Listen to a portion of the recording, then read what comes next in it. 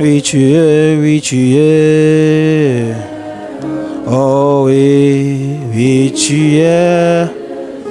Dis ça avec ton cœur.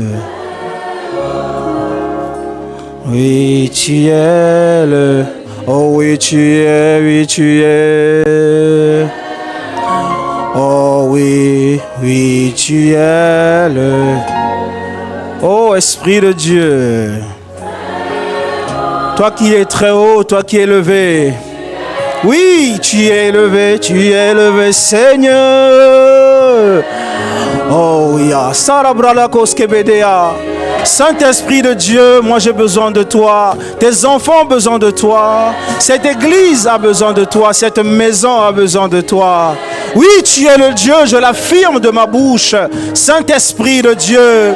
Oui, tu es le grand Dieu, le protecteur, le sauveur, le transformateur, l'éleveur. Toi qui élèves, toi qui changes, le vrai médecin, toi qui guéris. Oui, tu es le Dieu. Oui, tu es le médecin. Oui, tu es le Seigneur. Toi qui libères et toi qui brises les chaînes. Ce matin, je t'invoque. Ce matin, je t'appelle.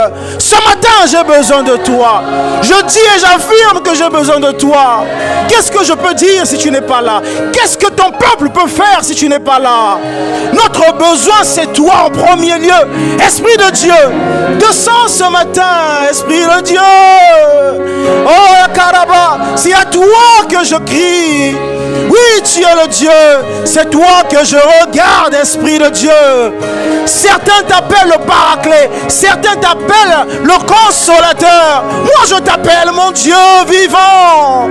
Ah oui, tu es élevé, Jésus. À la bras. Oh oui, tu es élevé. Ah, tu es élevé, Saint-Esprit. Saint-Esprit, tu es élevé. Saint-Esprit, tu es élevé. Viens nous faire du bien ce matin. Viens nous faire du bien ce matin. Viens nous faire du bien ce matin.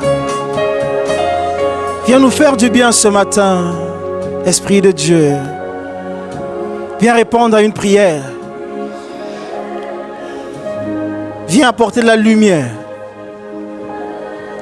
Saint-Esprit de Dieu. Oui, tu es le Dieu. Tu n'es pas un homme. Tu es le Dieu vivant, Esprit de Dieu. Tu es le Dieu, tu es le Dieu. Oui, tu es le Dieu. Oh oui, mon Dieu, Seigneur. Je dépends que de toi, Seigneur. Nous ne dépendons que de toi, Seigneur Dieu de gloire. Nous sommes attachés à toi, Seigneur. Et nous refusons de nous détacher. Esprit de Dieu, je t'en supplie, manifeste-toi. Viens, Saint-Esprit, viens. Manifeste-toi. Yo zali nzambe ya solo, yo zali nzambe ya solo, yo zali nzambe. Aïe, aïe, aïe, aïe, aïe, aïe. Il est le Dieu véritable. Yo zali nzambe, toi tu es Dieu, ya solo, le vrai Dieu, le vrai Dieu, le vrai Dieu. Il n'y a pas d'autre que lui. Il est le seul, l'unique et le bon. Il a dit, je suis le chemin, la vie et la vérité. Oui. Ah là là là. Ayabrala sige balade bayo sore bale. Chante Yozali Nzambe. Ayaya. Kebele yaski bralo kabada kayaske de yabada. Kayabaya kate yababa.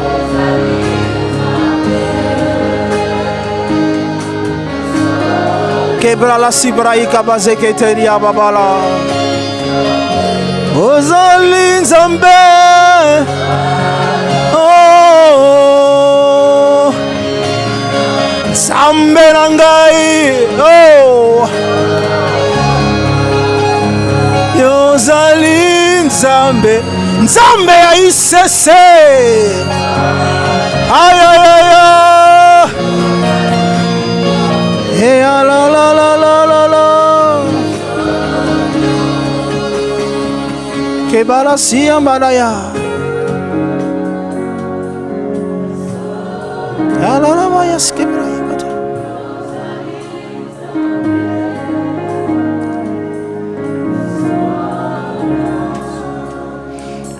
You are the God, the true God. You are the God, the true God. You are the Almighty. Ayakaskarabate, the true God. You are the God, the true God. You are the Lord, the true God. You are the Lord, the true God. Tu es le Seigneur et le vrai Dieu. Yes, you are the Lord, the true God, the Almighty, the morning star. Oh my God, there is only one of a sex from you. You are my God. You give me strength, you give me light, you give me bread, you give me money. My help depends on you. Oh my God. Yes, the true God. Oh, you are the Lord. Oh yeah, yeah, yeah. You are the Lord, you are the Lord. The true God, Jésus. Oh, you are the Lord.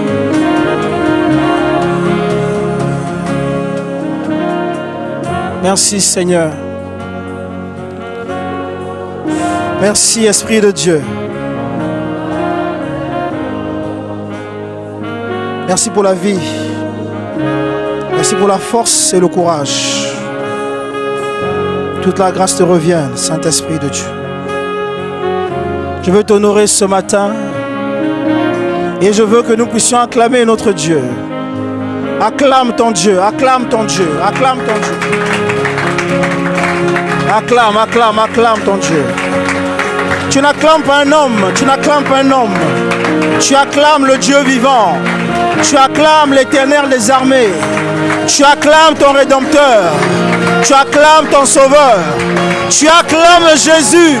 Tu acclames Jésus. Oui, moi je veux t'acclamer. Moi je veux t'acclamer.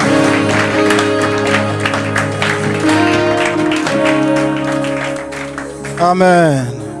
Vous arrivez à m'entendre? Vous arrivez à m'entendre? Alléluia. On rend grâce à Dieu ce matin pour ce culte. Et je veux commencer par bénir notre Père spirituel, l'apôtre Ivan Castanou. Est-ce qu'on peut acclamer le Seigneur pour sa vie?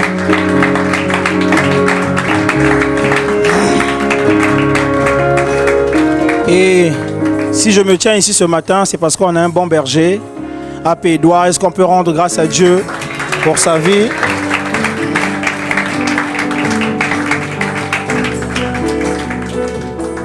Je vous assure que je suis très fatigué. Très très fatigué. Tu te réveilles à 11h du matin après une veillée. On te dit que tu dois prêcher. Tu ne t'attendais pas à ça. Donc imaginez la suite. Certains se sont reposés, mais je n'ai pas pu me reposer. Mais on rend grâce à Dieu. C'est pour une bonne cause. Amen. Qui était là à la veillée? Alléluia, alléluia, alléluia. C'est très bien de participer aux veillées de prière à la famille. Il faut participer aux veillées. Amen. Voilà. Et il y a de grandes choses qui arrivent. Parce que quand tu fais une veillée, tu te sacrifies. Pendant que les autres dorment, toi tu décides de venir rester dans la présence de Dieu. Amen. Voilà. Et on a eu une guérison instantanée. Voilà. Est-ce que vous pouvez rendre grâce à Dieu encore? Amen. Amen.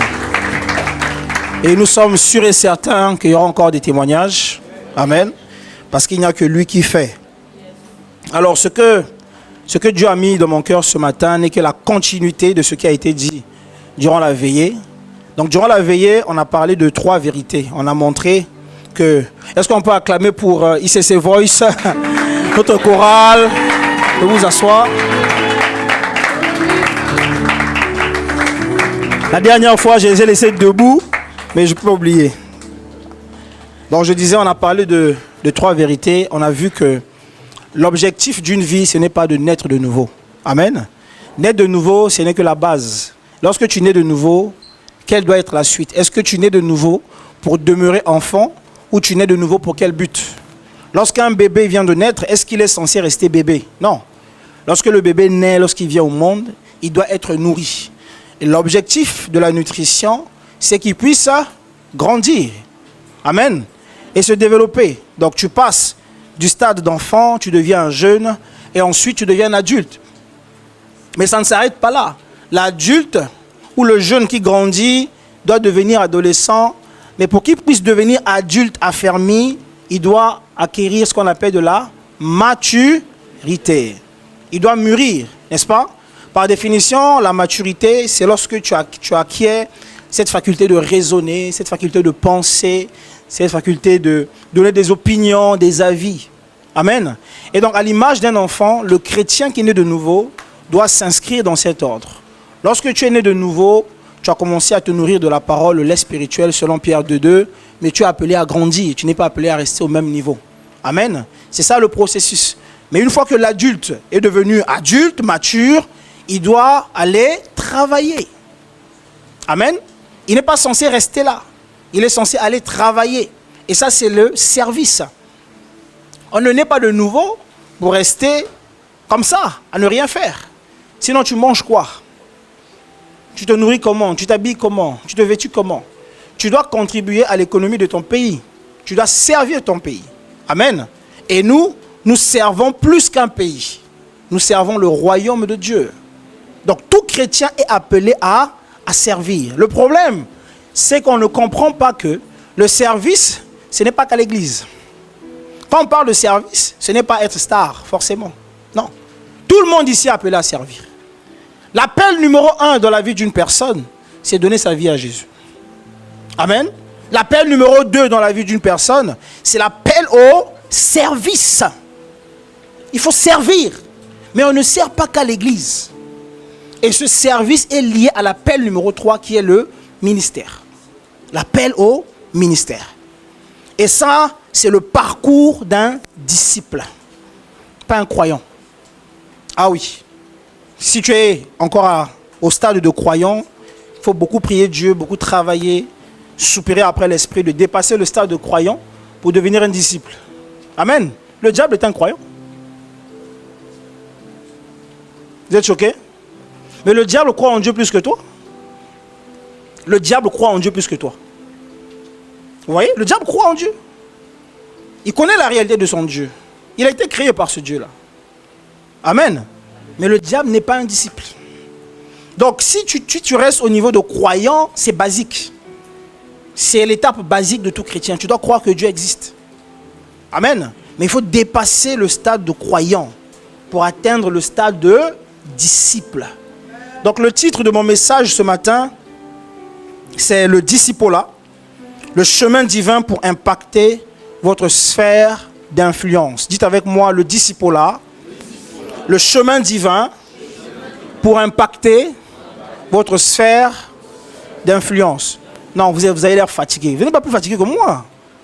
Dites avec moi le discipolat, le chemin divin pour impacter votre sphère d'influence. Voilà. Amen.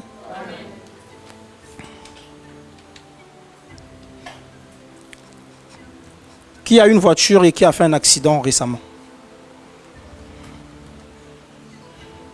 Tu as fait un accident récemment.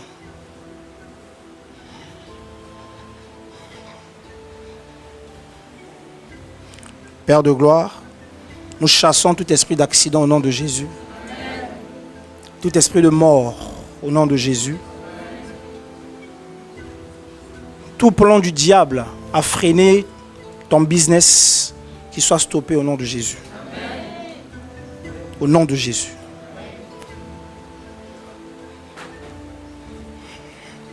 Le disciple-là. Il faut être un disciple, la famille. Et notre verset de base, c'est Matthieu 4, 19. Matthieu 4, 19. Par la grâce de Dieu, je vais être très court aujourd'hui. Matthieu 4, 19.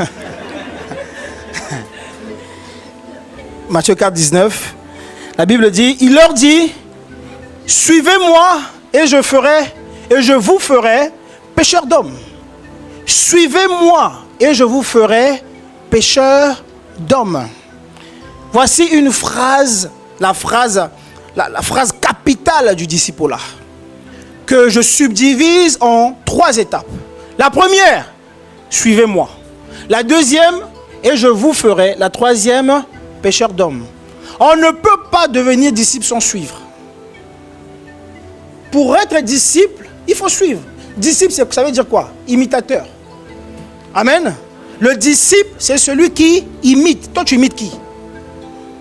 Tu imites qui? Ton professeur? Tu imites ton professeur? Ton père? Ta mère? Ton patron? Qui est ton modèle? La Bible dit, soyez mes imitateurs, comme moi-même je le suis de Christ. Amen. Donc, qui est-ce qu'on doit suivre? Christ. Suivez-moi et je ferai. La conséquence de suivre, c'est que Dieu agit.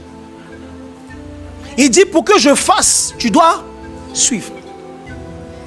Il n'a pas dit, je ferai de vous pécheurs d'hommes, sans le suivre. Il a commencé par suivre. Suivre, c'est être au pied du maître. Suivre, c'est s'humilier. Suivre, c'est écouter. Suivre, c'est se nourrir de la parole. Suivre, c'est demeurer. Il est impossible de suivre sans demeurer. Vous ne pouvez pas suivre sans demeurer. Il faut demeurer dans sa présence. Jean 15, verset 5. L'image du cep. Il dit, demeurez en moi. Jean 15, 5. Je suis le cep. Vous êtes les sarments. Celui qui demeure en moi et en qui je demeure porte de fruits. Car sans moi, vous ne pouvez rien faire. Sans Christ, vous ne pouvez rien faire. Même si tu as de l'argent aujourd'hui. Ça ne veut pas dire que tu as fait quelque chose. Même si tu crois avoir réussi parce que tu as des immeubles, tu as des voitures. Sans Christ, tu ne peux rien faire. Christ, c'est la base. Il est le chemin, la vie et la vérité. Il dit, sans moi, vous ne pouvez rien faire. Afin que vos vies aient du sens, afin que vos vies aient de la valeur, afin que vous puissiez atteindre ce pourquoi vous avez été créé, vous devez demeurer. Le cep, c'est à l'image d'un tronc. Le tronc d'un arbre. Imaginez le tronc d'un manguier. Est-ce que les fruits poussent sur le tronc? Répondez. Non. Les fruits poussent sur les tranches, les branches. Mais si on coupe la branche, qu'est-ce qui se passe? Le fruit meurt. Amen. Le fruit meurt. Parce que la source de vie vient du tronc. À l'image d'un arbre, c'est la sève. Pour que la sève puisse atteindre le fruit et la nourrir, ou la branche, il passe par le tronc. Sans tronc, il n'y a pas de fruit. Et Jésus est notre tronc. Jésus est notre tronc. Nous, on s'attache à Jésus pour porter du fruit. Il dit, suivez-moi. S'attacher à Christ. Il n'y a pas de vie, il n'y a pas d'espérance, il n'y a pas de futur, il n'y a pas d'avenir sans Christ. Jésus-Christ de Nazareth. Jésus. Le seul, l'unique, le bon, le vrai, le sauveur, l'éternel. Avant que Jésus ne puisse confier ou te confier à toi une mission, tu dois le suivre. Lorsqu'il commence à faire le recrutement des 12 disciples, qu'est-ce qu'il dit? Il dit, suivez-moi. Amen. Tu dois obéir. La responsabilité de Dieu, c'est de t'appeler. Et il a déjà fait. Ta responsabilité, c'est de répondre à l'appel. Et beaucoup parmi vous ici refusent de répondre à l'appel.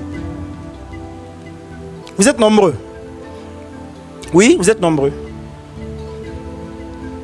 Vous êtes nombreux.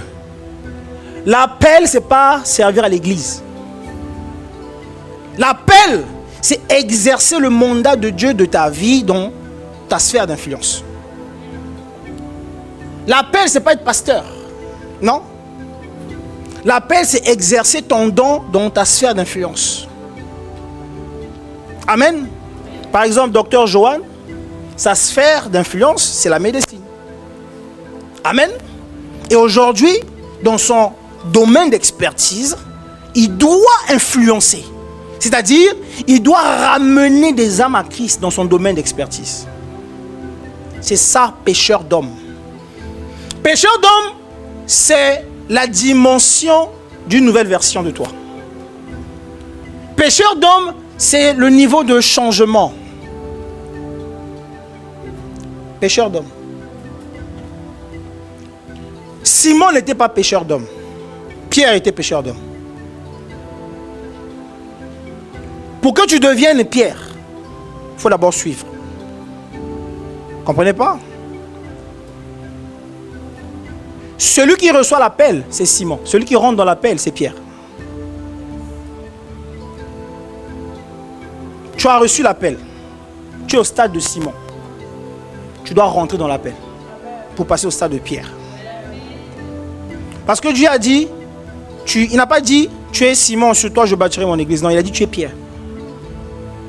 Pierre, c'est celui qui a accepté de suivre. Il a accepté de s'humilier et Dieu a commencé à faire pour qu'il puisse porter du fruit. Et Pierre est devenu pécheur d'hommes. Le disciple-là, c'est accepter l'appel, se laisser conduire. Ce que je vais dire va encore vous faire rire.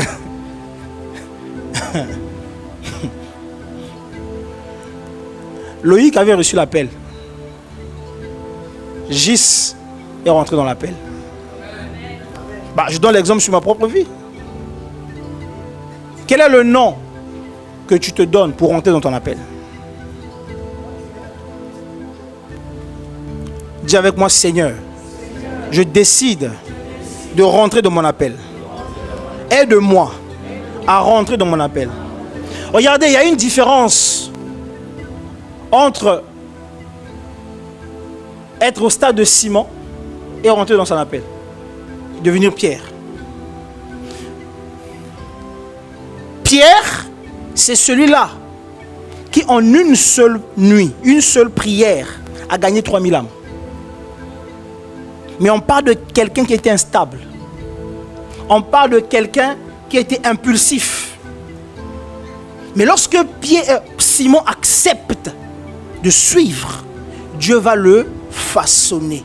Dieu va l'émonder. Dieu va le travailler. Et ce Simon, autrefois timide, par la puissance de Dieu, va gagner 3000 âmes. Ne te vois pas aujourd'hui. La meilleure version de toi arrive. La meilleure version de toi arrive. Mais la meilleure version de toi se manifestera dans le disciple-là. Il faut suivre. On ne suit pas un homme. On ne suit pas un homme. On suit Christ. L'homme ne change pas. Christ, lui, change les cœurs. Lui, te transforme. Christ a dit à Abraham, tu n'es plus, ou tu ne seras plus Abraham, mais Abraham, père d'une multitude. Mais lorsqu'il dit ça à Abraham, est-ce qu'Abraham a des enfants?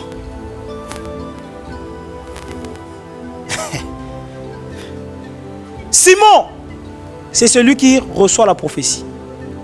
Pierre, c'est celui qui manifeste la prophétie. Il dit à Saraï, tu deviendras Sarah. Mais quand il dit ça à Saraï, est-ce que Saraï a des enfants? Non. Il y a tellement d'exemples. Il appelle Gédéon vaillant héros. Mais quand il dit ça à Gédéon, Gédéon c'est un peureux. Gédéon c'est un peureux. Mais il appelle le peureux là, vaillant héros. On dit à un peureux qu'il est un vaillant héros. Les prophéties que tu reçois ne se manifesteront pas dans l'instant T. C'est à toi de l'attraper et le garder. La dimension de Pierre s'est manifestée après 3 ans. Ça a pris du temps. Ça a pris du temps. Je déclare dans le nom de Jésus que quelle que soit la dimension dans laquelle tu te trouves, tu rentres dans la prophétie de ta vie au nom de Jésus. Au nom puissant de Jésus. À toi de croire et de la garder dans ton cœur.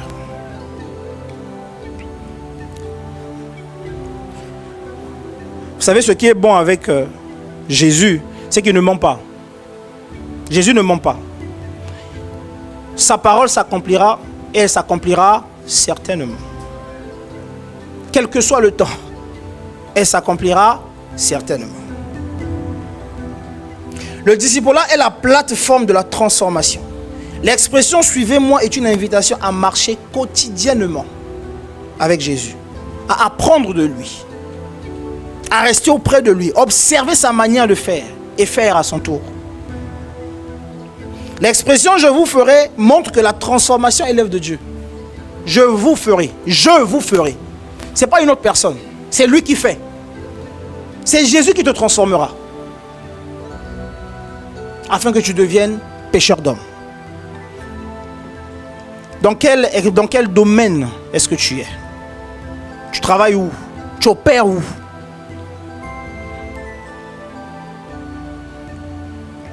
Deux, le danger de se mettre en marge. Se mettre en marge veut dire se mettre à côté. Le discipulat exige que tu puisses demeurer dans le cadre que Dieu a créé pour ça. Dieu ne viendra pas te chercher à l'extérieur du cadre qu'il a créé. La puissance de Dieu ne viendra pas te chercher à l'extérieur du cadre qu'il a créé. Ecclésia veut dire quoi? Église, regardez, Actes chapitre 2, verset 42. La Bible dit, il persévérait dans la communion fraternelle, dans la fraction du pain. L'atmosphère, là, le cadre, là, c'est quoi? C'est Église. Église, c'est 2 mots. C'est ex et paléos. Ex et paléos. Paléos, c'est appelé. Ex, c'est en dehors.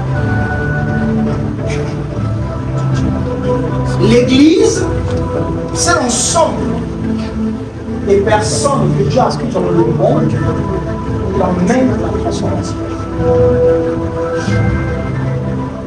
Dieu ne prend pas des parfaits, Dieu prend des imparfaits pour son service. Vous ne voyez pas? 1 Corinthiens, chapitre 1, verset 27. Regardez. Mais Dieu a choisi les choses folles du monde pour confondre les sages. Dieu a choisi les choses faibles du monde pour confondre les fortes. Quelle que soit ta position, je sais que tu te dis au fond de toi, mais moi je ne suis pas parfait. Est-ce que moi je peux m'utiliser, moi qui pêche? Dieu va prendre ça. Dieu choisit les faibles pour retourner le monde. Dieu prend des pécheurs pour les transformer et les dominer. Tu es le choix de Dieu. Tu es le choix de Dieu. Ne te dis pas que, mais est-ce que moi ici, en fait tu regardes ton état, Dieu ne voit pas ton état, Dieu voit ton futur. Le diamant brut, vous l'avez déjà vu? Le diamant brut. Si on te donne le diamant brut, tu vas le jeter. Le diamant brut, tu vas le jeter. Parce que tu n'es pas un expert. Tu ne sauras pas que là j'ai le diamant brut. Non. Parce qu'il faut le travailler. Avant qu'il arrive au stade de ce que tu vois, et nous on aime la brillance. C'est d'abord brut, c'est sale, et des impuretés. Il faut que tu travailles. Il faut enlever des parasites. Il faut enlever des impuretés. Jusqu'à ce qu'on obtienne le diamant. Tu es un diamant brut. Et pour que tu puisses traverser l'étape de l'épuration sans Christ, il faut suivre. Il faut le suivre. C'est lui qui va t'épurer. C'est lui qui va t'émonder. C'est lui qui va te faire venir. La mort a suivi. La mort a suivi. J'ai écouté le témoignage du pasteur Patrick Alain Galleux, c'est le pasteur de l'ICC Abidjan, autrefois Charles Leroy. Il disait que lui, il est né dans une famille très pauvre. Et pour rappel, c'est un homme d'affaires très riche.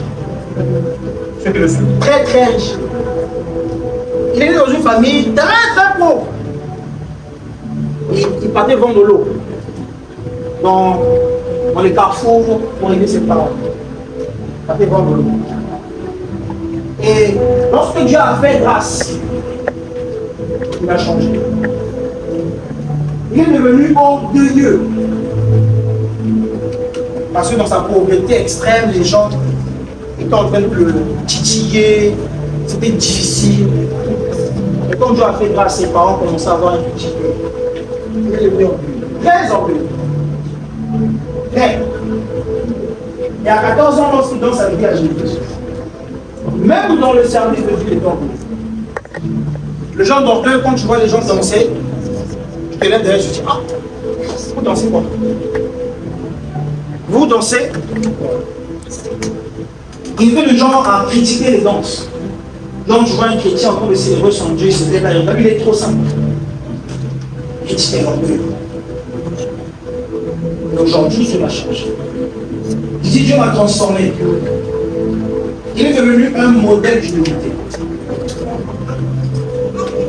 Il est passé par les chemins. Mais il est pauvre. Très pauvre. Il y a une phrase qui avait retenu mon attention dans son témoignage. Il dit en fait qu'il s'est retrouvé à un mariage et on lui avait positionné à une table où il y avait des hommes très riches. Et ces hommes très riches étaient en train de parler de comment ils dépensaient leur argent dans les bêtises. Ils avaient beaucoup d'argent, mais ils étaient là en train de partager les expériences qu'ils sont en train de faire. Ils gaspillent l'argent avec les femmes, avec les boîtes de nuit, avec la boisson. Et lui, ça l'a énervé, ça l'a. Il dit, mais Seigneur, pourquoi tu donnes de l'argent pour païens? Moi, je le sais, je n'ai pas l'argent. Je suis pauvre, mais je le sais. Il dit, Seigneur, donne-moi les moyens pour que je puisse investir et aider ton peuple. Donne-moi les moyens. Et c'est dans cette prière-là que Dieu a progressivement commencé à l'envoyer et à l'emmener au stade de la vie. Mais Dieu te donnera ce que tu demandes, si et seulement si ça sert ses intérêts. C'est bon? Dieu te donnera, si et seulement si ça sert ses intérêts. Oui. Parce que les intérêts de Dieu priment sur tes intérêts à toi. Oui. Si tu demandes l'argent pour toi-même, crois-moi, il ne va pas donner. Il ne va pas donner. Hein. Tu vas prier fatigué. Oui, tu vas prier fatigué. Mais si ton cœur commence à brûler pour les âmes, pour le service de Dieu, tu seras étonné de ce qu'il va faire. Parce que ton intérêt, ce n'est pas toi. Amen. Ton intérêt, ce n'est pas toi.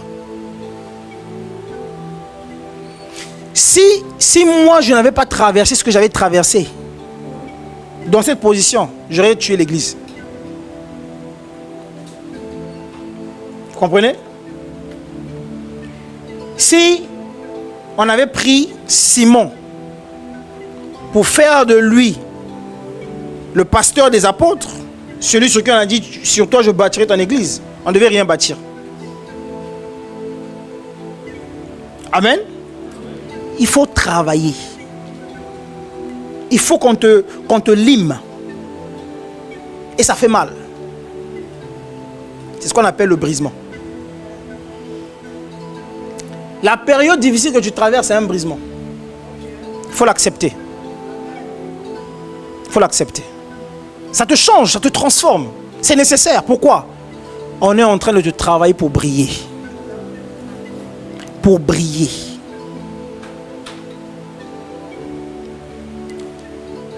Si tu es humble aujourd'hui ou si tu manifestes un certain nombre de fruits aujourd'hui, souviens-toi, tu n'étais pas comme ça avant. Souviens-toi, tu n'étais pas comme ça.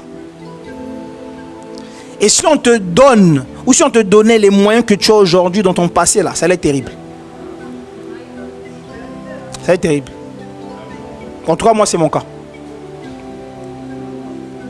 Vous voyez? Dieu travaille d'abord pour manifester quelque chose de puissant.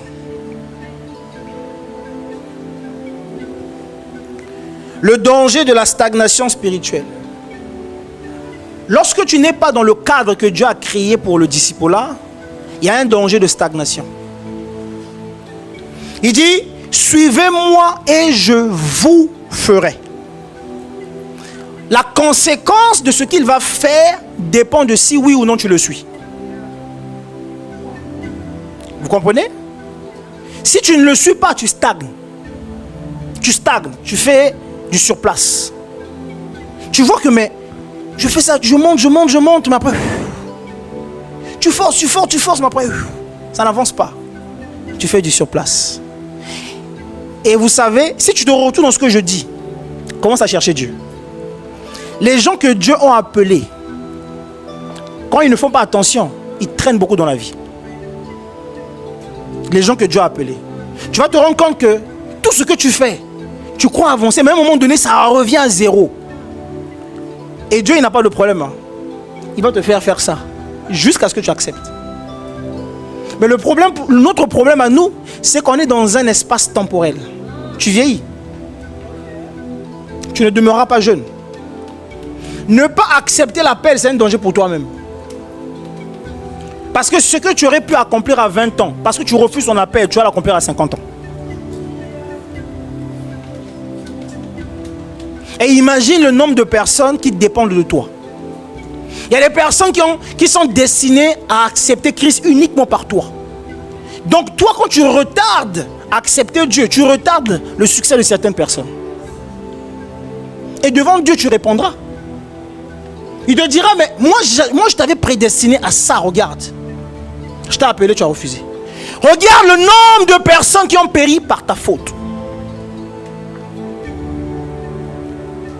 Quand tu dis oui à Jésus, il y a un groupe de personnes qui n'attendent que ça pour être sauvées. Oui. Que par toi.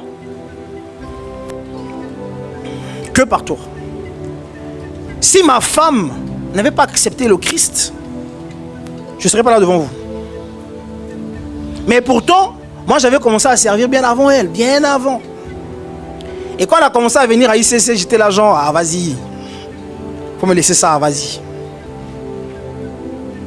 Mais elle partait quand même. Moi je lui disais, non, toi va, laisse-moi. J'étais déçu par la vie. Déçu. Mais elle a persévéré. Mais imaginez, elle n'avait pas accepté Christ. Je ne vois pas qui aurait pu me convaincre. Je ne vois pas. De revenir à Christ. Je ne vois pas.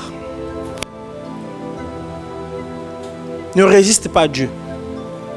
Il y a des personnes qui attendent ton acceptation. Il y a des personnes qui attendent que tu dises oui. Parce que leur vie en dépend. Jusqu'à quand tu vas traîner? Jusqu'à quand tu vas attendre? Arrête de te dire que tu attends d'être parfait. Dieu prend des imparfaits pour en faire des parfaits. Dieu prend ce qui n'est pas bon pour en faire des bonnes choses. Arrête de repousser. Parce que tu ne peux pas toi-même te transformer. C'est lui qui te transforme. Il a dit je ferai. C'est lui qui fait, c'est pas toi. Tu n'as aucune capacité. Tout ce que tu as à faire, c'est d'accepter. Venir au pied du maître pour dire Seigneur, je suis là finalement. Et vous allez voir comment il va travailler avec vous. L'isolement implique l'incapacité de faire. Quand tu n'es pas dans le cadre que Dieu a créé pour le discipulat, tu vas t'isoler. Et il dit, sans moi, vous ne pouvez rien faire. Rien. Le danger de l'égarement. Un disciple qui est égaré s'expose aux fausses doctrines. Un disciple qui est égaré s'expose à plein de mauvaises choses. La stratégie d'un prédateur pour prendre une brebis, c'est de distraire et diviser. Quand il divise le troupeau, chaque brebis prend sa direction. Et il va foncer vers la brebis qui est seule. Parce qu'elle s'est détachée du groupe. C'est ça le disciple qui s'égare, qui s'éloigne du troupeau. Et le cadre de Dieu que Dieu a créé pour le disciple-là, c'est l'église. L'église, ce n'est pas les murs. L'église, c'est nous. Ce n'est pas les murs là. L'église, c'est toi et moi. Et la plus petite église, c'est 2 personnes. La plus petite église du monde qui existe, c'est 2 personnes. Ça veut dire que quand tu vas dans ta chambre, tu prends ta soeur par la main, tu prends ton frère par la main, vous vous mettez en accord, vous pouvez changer le monde. C'est parce que vous ne croyez pas. C'est ça. Les problèmes de ta famille, là, peuvent se résoudre par vous 2. Prenez-vous par la main. Priez, mettez-vous en accord. La Bible dit, là où 2, minimum, là où 2 ou 3 personnes sont réunies en mon nom, je suis là. Je suis là. Il a dit ça clairement, pas besoin de traduire. Pas besoin de faire la théologie pour comprendre ça. Et dites-moi ce qui est impossible là où il est. Rien. Rien n'est impossible là où il se trouve. Dieu forme ses champions dans le disciple-là. Acte chapitre 4 verset 13. La Bible dit, lorsqu'ils virent l'assurance de Pierre et de Jean, ils furent étonnés, sachant que c'étaient des hommes du peuple sans instruction. Et ils les reconnurent pour avoir été avec Jésus. Lorsqu'ils virent l'assurance de Pierre et de Jean, ils furent étonnés, sachant que c'étaient des hommes du peuple sans instruction. Toi qui n'as pas fini les études, t'inquiète pas. Les gens seront étonnés. Ce n'est pas l'école. Il faut laisser ça. Combien de personnes très riches de ce monde ont fait de longues études? L'école, c'est pas mauvais. C'est pas mauvais. Mais l'école ne garantit pas la réussite. Clairement, combien de personnes qui ont des masters sont au chômage? Combien de personnes qui ont des doctorats sont au chômage? Pierre et Jean étaient reconnus comme étant des peureux, des non-courageux, des personnes sans instruction. Mais la Bible dit, ils ont vu l'assurance. Une personne qui n'a qu'un bac, mais qui va tenir un discours devant des professeurs. Parce que tu dis Amen, tu le reçois au nom de Jésus. Ne soyez pas intimidés, la famille. Recevez l'assurance qui vient de Dieu. Recevez l'assurance qui vient du Saint-Esprit, qui vous donne le courage de gravir les échelons, quel que soit votre niveau d'instruction. Et vous allez influencer votre sphère. Parce que vous avez décidé de suivre, d'obéir et de vous mettre au pied du Maître. Et il est reconnu pour avoir été avec Jésus. On vous demandera, mais quel est ton secret? Regardez, Dieu n'élève pas pour que on puisse te voir. Non, Dieu élève pour que sa gloire soit révélée. Quand il élève quelqu'un, c'est pour que son nom soit élevé. Il n'élève pas pour toi. Non. C'est pour sa gloire à lui. Non.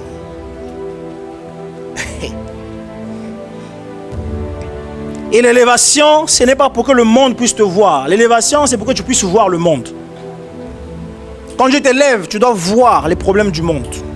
Le monde n'a pas à te voir. Quand Dieu t'élève, c'est pour que tu puisses apporter ton aide aux démunis. Quand Dieu t'élève, c'est pour que tu puisses apporter du changement dans la vie de certaines personnes. Oui. Il y a quelqu'un ici qui a un projet d'orphelinat. Lève ta main. Lève-toi. Lève-toi.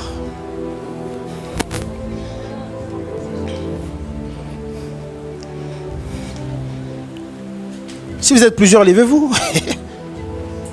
À celui qui aura la foi qui va le prendre. La Bible dit, le royaume de ciel appartient aux violents. Vous voyez l'orphelinat? L'orphelinat. Vous vous êtes déjà posé la question, pourquoi la quasi-totalité des hommes riches ont des orphelinats? Pourquoi la quasi-totalité des personnes qui sont riches font des dons? Est-ce que ça a déjà attiré votre attention? Le point commun entre les hommes les plus riches du monde, ils ont tous des orphelinats. Ils font des dons. Et Yahweh. Parce que tu décides de faire du bien au peuple de Dieu. Parce que tu décides de contribuer à l'élévation, au changement, à l'impactation de certains enfants dans le monde démunis. Tu reçois le double. Tu n'as pas bien dit Amen. Je veux bien t'expliquer. Parmi les enfants là, parmi les enfants qui se trouvent dans l'orphelinat là, il y a un ou deux qui vont impacter le monde. Mais si toi tu ne viens pas, ils vont mourir comme ça. Vous saisissez?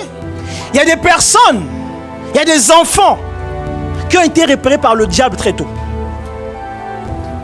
Le diable voit l'avenir de l'enfant. Le diable voit ce que Dieu va faire au travers de lui. Il n'attaque pas l'enfant directement. Il attaque son entourage qui peut prendre soin de lui. Et tu vas voir, les enfants n'ont plus de parents, démunis, laissés à la traîne. Comme le fou de Gadara.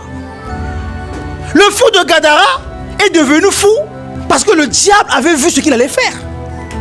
Lorsque Jésus vient libérer le fou de Gadara, mais le fou de Gadara va évangéliser 10 villes. 10, la décapole. Mais le diable avait vu, mais que ce gars-là, je ne peux pas le lâcher. Il y a 10 villes qui vont être libérées à cause de lui. Parce que tu prends l'engagement de servir le Seigneur, de contribuer par un orphelinat. Tu reçois le double au nom de Jésus. Et parce qu'il y a des enfants qui dépendent de toi, tu reçois le double. La Bible dit, ce que j'ai, je te le donne. Moi, je ne suis pas encore riche. J'accepte et je reconnais. Regardez, le royaume de Dieu, c'est un royaume d'audace. Si tu n'es pas audacieux là, avec Dieu, tu ne verras pas sa puissance. Vous savez quelle est la différence entre nous, les francophones, et les anglophones? Vous êtes d'accord avec moi qu'il y a une différence, hein? Vous êtes d'accord avec moi? Pourquoi? Les gars sont audacieux. Les gars sont audacieux. Mais jusqu'à quand nous, les francophones, on va rester comme ça? Moi, j'ai décidé de changer. Dieu est le Dieu de tout le monde. Il n'a pas dit, je vais faire beaucoup de grâce aux anglophones. Non, non, c'est le Dieu de tout le monde. Le plus violent prend. Et la violence, ce n'est pas physique. La violence, c'est lorsque tu passes des heures à prier. La violence, c'est lorsque tu ne dors pas la nuit pour prier, sacrifier, te donner du temps pour les âmes. Tu pries pour les autres. La violence, c'est comme même lorsque tu es fatigué, tu rentres du travail, tu mets tes pieds au sol, tu dis Seigneur, mon église ne change pas, mon église n'avance pas. Pourquoi il y a des chaises vides? Seigneur, mon frère n'a pas encore eu du boulot, donne-lui du travail. Seigneur, Seigneur, Seigneur. Malgré la fatigue, tu attires l'attention de Dieu. Qui est cette personne-là qui intercède pour mes enfants? Qui est cette personne? Tu commences à attirer l'attention de Dieu. Que tu le veuilles ou pas. Père de gloire, dans le nom puissant de Jésus, à cause de la grâce qui est sur cette maison, à cause de la grâce qui est sur notre Père spirituel, l'apôtre Ivan, que tu as élevé lorsque tout le monde ne le croyait plus, Seigneur, tu déverses la même grâce sur ces personnes-là qui ont accepté de porter ton royaume à une dimension internationale, en passant par des orphelinats, en passant par des sociétés, en passant, Seigneur Papa, par des communautés qui vont crier pour impacter leur sphère d'influence. Au nom de Jésus. Acclame pour le Seigneur.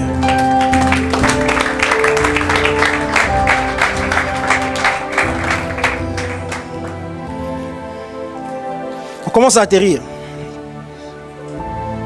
Grand 2. La prophétie sur ta vie. L'exemple de Simon-Pierre. Je reviens encore sur Simon-Pierre. Et je l'ai déjà dit entre temps, Jésus prophétise sur des imparfaits. Jésus ne prophétise pas sur des personnes parfaites. Tu es déjà parfaite. Il a dit, venez à moi, vous qui êtes fatigués, chargés, je vous donnerai du repos. Il a dit, je suis venu pour qui? Pour les pécheurs. Je suis venu pour les pécheurs. C'est toi que Jésus est venu chercher. pas une autre personne. Mais non, le diable va te convaincre que tu ne vaux rien. Le diable va te faire regarder à ton état actuel. Il va te dire, oh, toi aussi tu peux, regarde-toi. Ça c'est le diable. Tu vas la voix que tu écoutes là, qui te dit que tu peux pas, c'est le diable. La Bible dit, tu peux tout. Tu peux. Je puis tout par celui qui me fortifie. Toute vérité, en griffe, qui s'oppose à la parole de Dieu est un mensonge. La soi-disant vérité dans la bouche du diable est un mensonge. Le diable ne peut, il est ténèbre, il est menteur. Faut te dire que quand il prend une vérité et que ça sort de sa bouche, il a déjà corrompu ça. Il y a déjà un plan pour te détruire. Hein?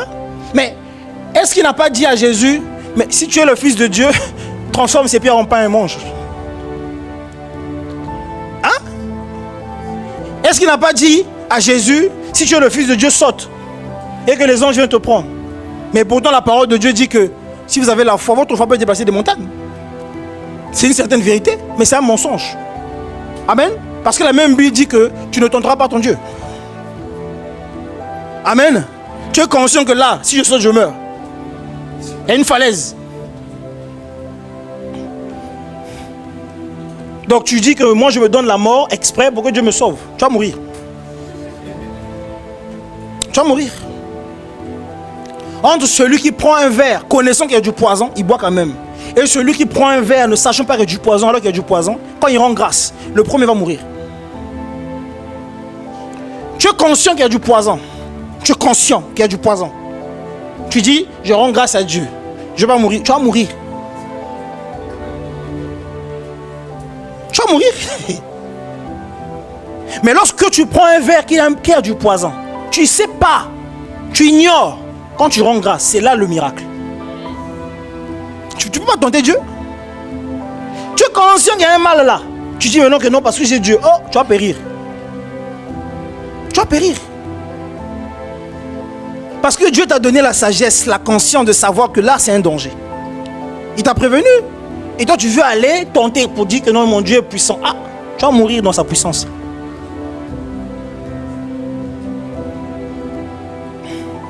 Simon-Pierre était instable, inconstant, pécheur. Pourtant Jésus a prophétisé sur lui.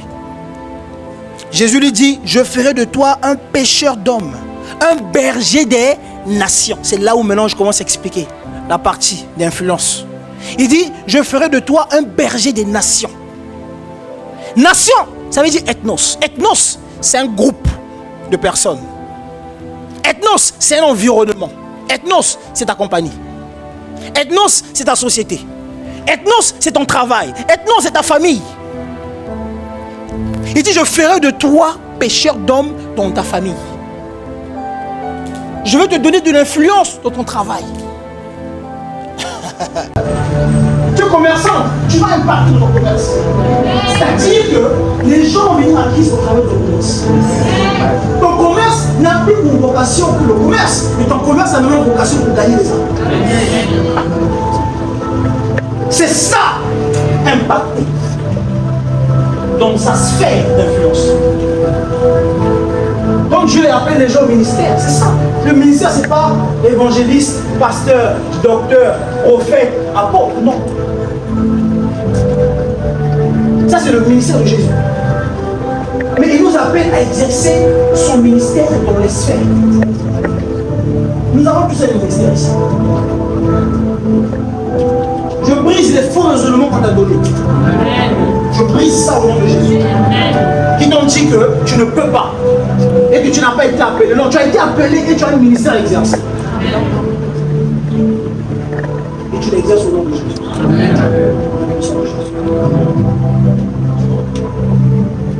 Simon-Pierre. Jésus ne prophétise pas ce que tu es, mais il prophétise ce qu'il va faire de toi.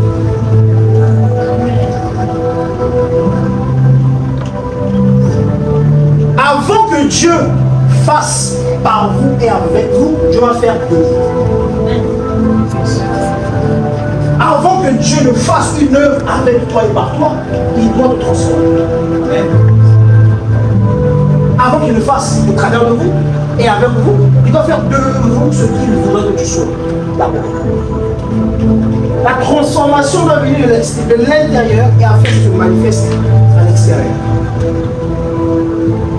Maintenant, regardez la réaction de Simon. Luc 5, chapitre 1, verset 8. La réaction de Pierre. Luc 5.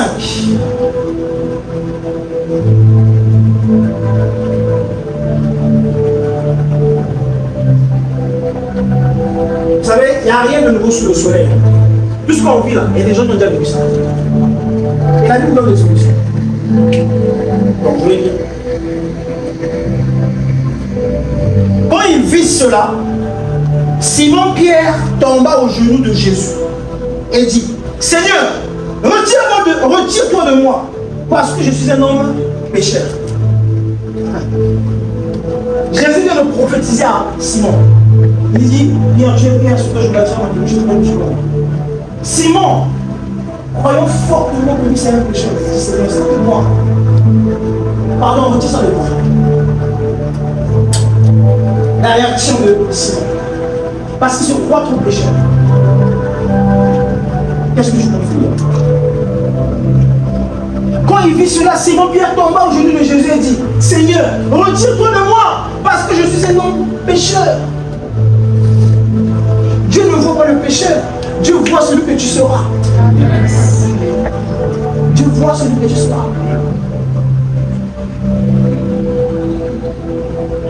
Je prophétise dans le nom de Jésus. Dans le domaine de l'ingénierie, tu vas influencer. Tu vas impacter. Je prophétise au nom de Jésus. Dans le domaine des RH, tu vas impacter, tu vas influencer. Si tu as été appelé à changer le monde au travers de ce que tu fais, ça se manifeste au nom de Jésus. Si tu as le demande de la formation, tu vas former les personnes et tu vas manifester la gloire de Dieu au nom puissant de Jésus. Et c'est le partage de toutes les personnes qui disent Amen au nom de Jésus. C'est ce que Dieu veut. Il a dit, j'ai pour toi des projets de paix et non de malheur, des projets d'espérance. Des projets d'espérance. Et ça, c'est nous tous. Nous tous. Nous tous. Qu'on nous a appelés. Nous tous. On m'avait invité dans une église il y a 10 ans en arrière. 10 ou 11 ans. Je suis parti à l'église. Et quand j'arrive, comme depuis un moment, le pasteur qui priait, c'était un docteur. Moi, c'était ma première fois de venir à l'église. Je suis venu, et il est venu devant moi. Il dit, toi, tu vas servir Dieu dans à peu près 10 ans. Je vous jure. Vous savez ce que j'ai dit au fond de moi? Au prochain.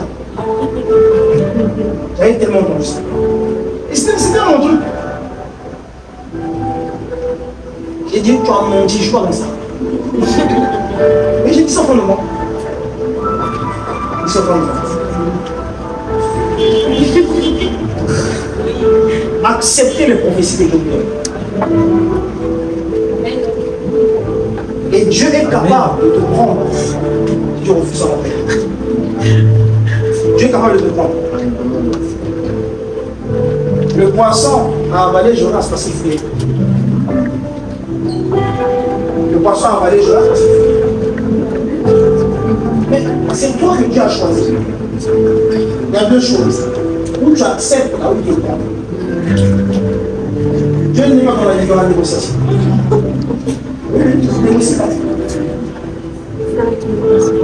Ou tu acceptes là, il va te prendre. Ou tu vas faire du surplace. Je parle à toi. Tarder ne sert à rien. Est-ce que vous avez déjà écouté le témoignage du pasteur Marcelo? Le gars envoie ses papiers comme du pain. En pleine salle d'examen. Il est tellement en train de refuser l'appel de Dieu, tellement qu'il est là. Mais dans la salle d'examen, où il fait les examens, sa feuille devient comme du gâteau. Il a envie de manger. Maintenant, imagine, on te voit en train de manger des papiers dans la salle de chevaux. Il a dit au Seigneur, pardon, c'est bon, j'accepte. Laisse-moi juste finir mon examen. Il s'est rendu compte. Son papier, il a vu ça comme du gâteau, comme du pain. Il veut manger. Et c'est piqué tout ça. Et il dit quand il est sorti de là, c'est bon, c'est fini. Donc il est sorti de l'examen, c'était la fin, c'est là qu'il a accepté. C'est là qu'il a accepté. Les intérêts de Dieu passent avant tout. Pierre ou Simon qui croit que Jésus prophétise sur la mauvaise personne. Non, c'est toi, c'est toi. Tu vois que tu es la mauvaise personne sur laquelle a dit que tu vas faire des choses. Il n'y a pas d'erreur, c'est toi. C'est toi. C'est toi. Tu doutes là, c'est rien, c'est toi. Et tu vas sortir ça. Amen.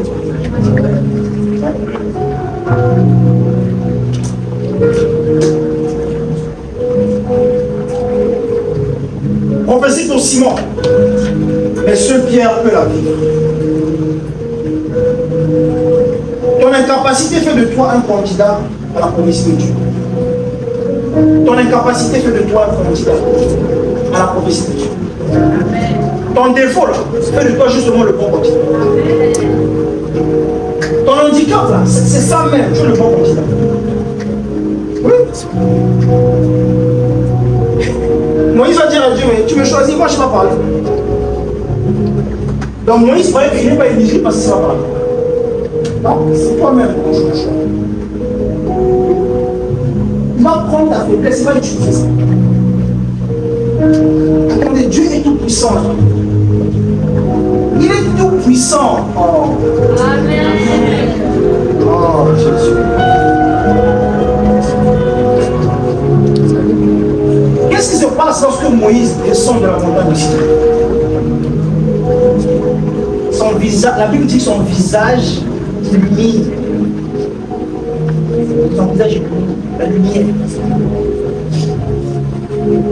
Il dit, va, regarde ce que tu vas faire devant Pharaon pour qu'il puisse accepter. Pharaon a résisté jusqu'à quand il va résister. Les plans de Dieu sont infinis, ses stratégies sont infinies. Tout ce qu'il attend, c'est toi que tu acceptes. Tu penses que tu as des incapacités, il va te mettre à rang. Tu penses qu'il y a des moments où tu n'arrives pas, Hur sera là. Il te soutenir.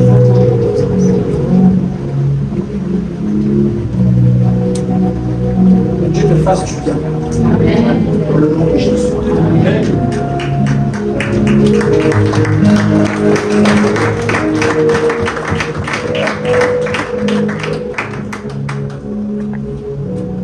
Je vais prier pour quelqu'un qui est malade. Si tu es venu ici malade, lève-toi. Viens de nous.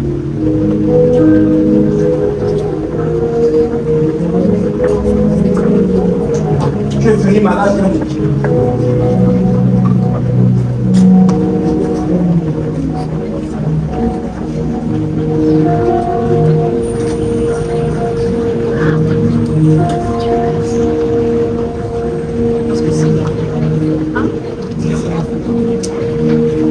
Esprit de Dieu, tu es là. Tu es là avec nous. Tu es puissant pour la gloire de Dieu. Esprit de Dieu, tu es là. Tu es là avec nous. Tu agis puissamment pour la gloire de Dieu. Esprit de Dieu, oui, il est là parmi nous. Amen, amen. Tu agis puissamment pour la gloire de Dieu. Esprit de Dieu.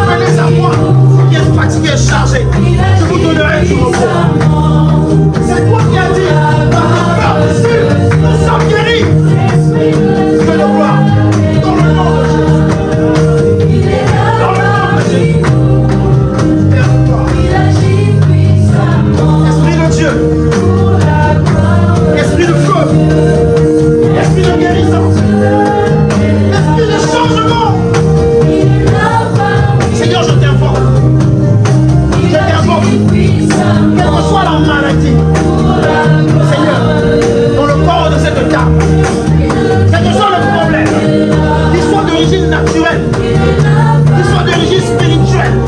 Seigneur, c'est toi qui as fait les cieux et la terre. La puissance de Dieu traverse ce corps maintenant.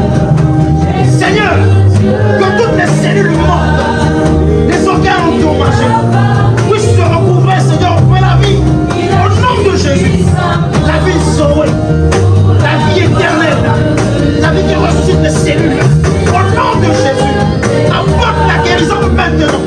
Au nom puissant de Jésus, Père de gloire, c'est toi qui changes, c'est toi qui guéris. Reçois la guérison. Reçois la guérison. Au nom de Jésus. Au nom de Jésus. Père de gloire. Seigneur, c'est toi qui m'as appelé à faire ce service. C'est toi qui m'as appelé à faire ce travail. Moi, je n'ai pas d'or. Je n'ai pas d'argent. Je n'ai pas de produit. Esprit de Dieu, moi, je n'ai pas. Moi, je t'aime. Moi, je t'aime, toi, Esprit de Dieu. Seigneur, je te recommande le corps, la vie de cet homme, ce père de famille. Tu connais toi seul le problème qu'il a, le problème qu'il traverse, sa situation, Seigneur, et sa santé. Dans le nom de Jésus, Père de gloire, ta puissance peut se manifester maintenant. Seigneur, je chasse tout esprit de maladie, tout esprit d'inconfort, tout esprit d'instabilité. Dans le nom de Jésus, apporte la guérison maintenant. Seigneur, pour que ton nom soit élevé et que ton nom soit glorifié. Au nom de Jésus, reçois la guérison. Quel que soit le temps, reçois la guérison. Au nom de Jésus.